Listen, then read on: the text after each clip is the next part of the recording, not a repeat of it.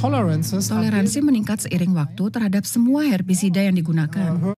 Pestisida sintetis memiliki dampak buruk bagi lingkungan. Namun, industri pangan bahkan di level dunia masih sangat bergantung pada pestisida. Negara-negara besar seperti Cina, Argentina, Brasil, bahkan di Indonesia sendiri juga masih menggunakan secara besar-besaran pestisida sintetis terhadap industri pangan. Namun sebenarnya selain merusak lingkungan, penggunaan secara berlebihan atau besar-besaran bahan kimia termasuk pestisida ini membuat masalah baru yakni resistensi, di mana hewan-hewan dan juga tumbuhan yang terkena pestisida ini semakin tahun dia akan semakin bertahan atau dalam kondisi yang ekstrim dia masih bisa bertahan. Ekstrim di sini artinya adalah penggunaan bahan kimia yang sangat banyak atau berlebihan. Hal ini juga terjadi di Amerika Serikat. Ada satu gulma yang namanya dalam bahasa Amerika sana Palmer Amaranth. Entah ini ejaannya benar atau salah ya, tetapi yang jelas itu namanya. Hari ini gulma tersebut sangat resisten. Bahkan dengan bahan-bahan yang khusus masih juga belum bisa dikendalikan. Pestisida buatan adalah racun bagi lingkungan hidup. Tetapi sistem industri makanan sangat tergantung pada senyawa kimia beracun itu. Industri perlindungan tanaman kian maju.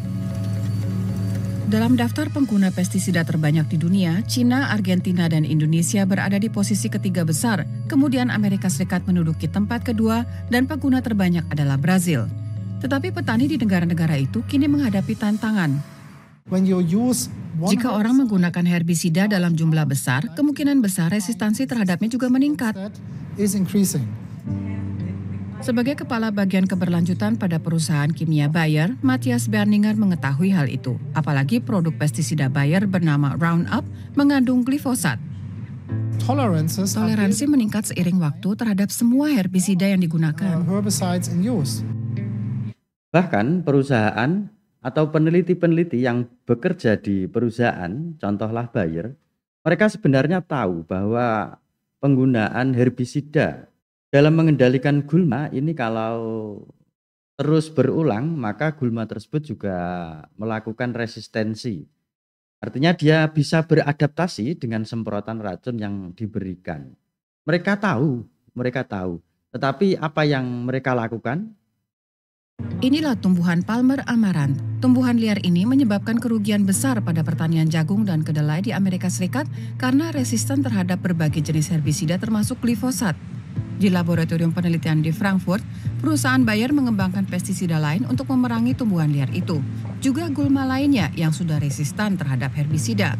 Mereka menyemprot gulma dengan senyawa uji coba dan memonitor dengan kamera untuk mengumpulkan data dari dampak pestisida. Hasilnya adalah pembunuh tumbuhan liar baru bernama Icafolin. Inteligensi artifisial memegang peranan penting juga untuk pendekatan baru yang disebut crop key. Dengan cara itu, peneliti menemukan molekul-molekul yang secara spesifik menarget tumbuhan liar tapi aman bagi lingkungan hidup. Bahkan herbisida yang sering kita temui di toko-toko ya, produk-produk perusahaan apapun, contoh di sini adalah Bayer yang mempunyai produk Roundup, sudah tidak mampu untuk mengendalikan salah satu jenis hama yang sangat mengganggu di Amerika Serikat. Hal ini dialami oleh terutama petani jagung di sana.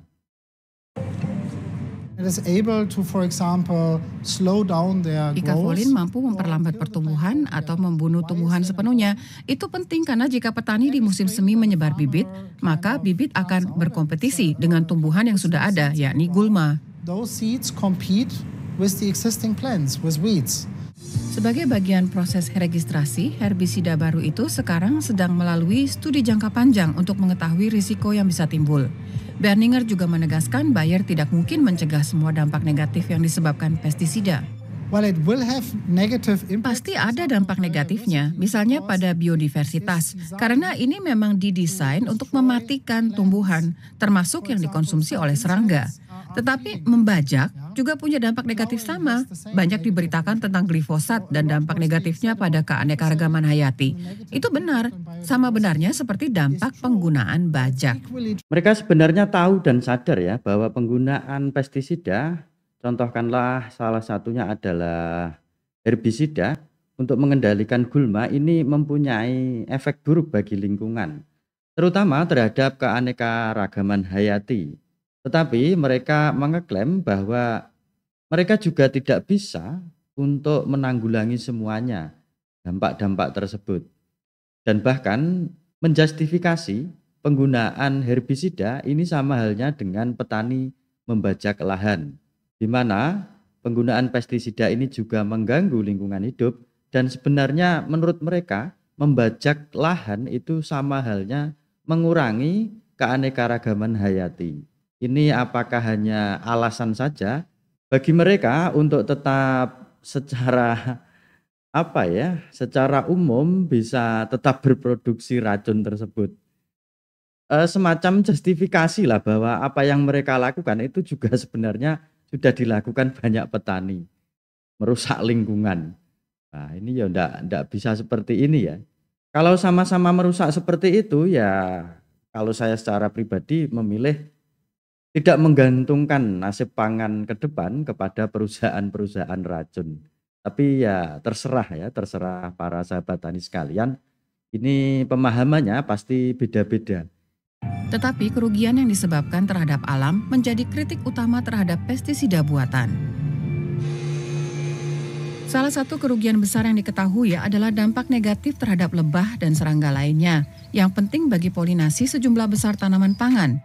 Sedikitnya 10% spesies lebah dan kupu-kupu di Eropa terancam kepunahan. Demikian hasil studi Uni Eropa. Pestisida menjadi salah satu penyebabnya. Pestisida juga menyebabkan kerugian di dalam tanah, artinya merusak organisme di sana yang menjaga kesehatan tanah seperti cacing tanah, semut, dan lebah. Pestisida bisa berada di dalam tanah bertahun-tahun, sehingga berdampak pada kemampuan tanah untuk menyerap karbon dioksida. Generasi baru pestisida seperti yang dikembangkan Bayer bisa menawarkan solusi, tetapi hanya jika disertai perubahan dari cara dan kuantitas pestisida yang digunakan. Bayer merencanakan untuk mempromosikan cara baru tersebut. Mereka termasuk Bayer juga mengembangkan ya salah satu bahan selain yang sudah pernah dipakai untuk bisa membasmi rumput liar ataupun gulma yang mengganggu pada tanaman jagung di sebagian besar petani lah. Bahkan sebenarnya di Eropa sudah terbukti bahwa penggunaan pestisida yang besar-besaran ini bisa mengganggu ekosistem. Bahkan bisa mengganggu makhluk-makhluk yang sebenarnya membantu tanaman melakukan proses polinasi atau penyerbukan. Terutama ini pada tanaman pangan yang harus ada penyerbukan. Kami mendukung pengurangan jumlah pestisida yang digunakan. Kami juga menginvestasikan dana dalam teknologi digital bagi pertanian yang akan mengubah cara proteksi tanaman. Drone akan menyemprotkannya tepat di lokasi dan tidak secara luas di seluruh ladang. Namun bagi sejumlah ahli, upaya ini masih kurang dan perubahan mendasar dibutuhkan untuk menghilangkan ketergantungan pada bahan kimia. Tetapi Bayer selaku perusahaan pestisida juga beralibi bahwa mereka akan mengembangkan teknik baru, yakni penggunaan racun ataupun herbisida dengan drone alatnya. Agar apa? Agar itu tepat sasaran katanya seperti itu. Ini sama halnya dengan himbauan yang sejak dulu sudah pernah kita baca ya, mungkin sudah familiar lah dengan istilah ini. Gunakanlah racun dengan bijaksana. Nah ini sampai hari ini pun saya masih mempertanyakan nih sebenarnya menggunakan racun secara bijaksana itu seperti apa. Bagaimana menurut pendapat Anda? Silahkan tinggalkan di kolom komentar.